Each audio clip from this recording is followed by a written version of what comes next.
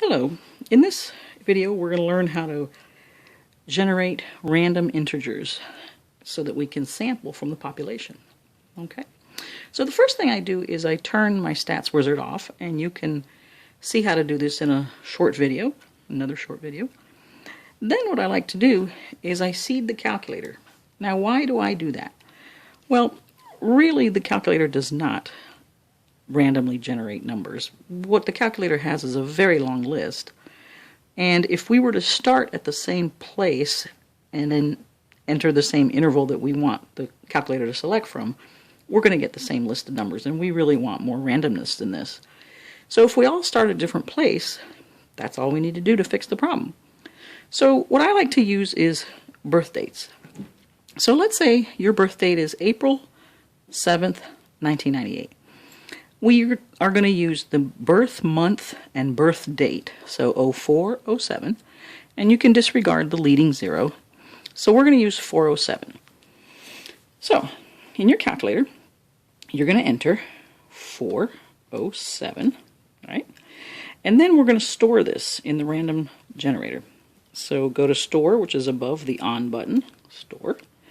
And then we're going to go to Math, which is here underneath the second button, 2 down.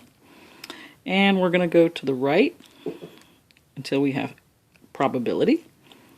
And we're already on Rand. All we need to do is press Enter to select Rand, and then Enter to actually input that. So you should see the number over here. That's when you know you've actually got it in there as your seed number.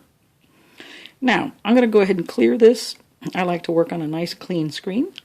Now that we've inputted our seed number, what I want to do is generate n numbers, say for example 5 numbers, somewhere between 1 and 300 with no repetition. And I don't want repetition because within a sample I don't want to select the same person twice.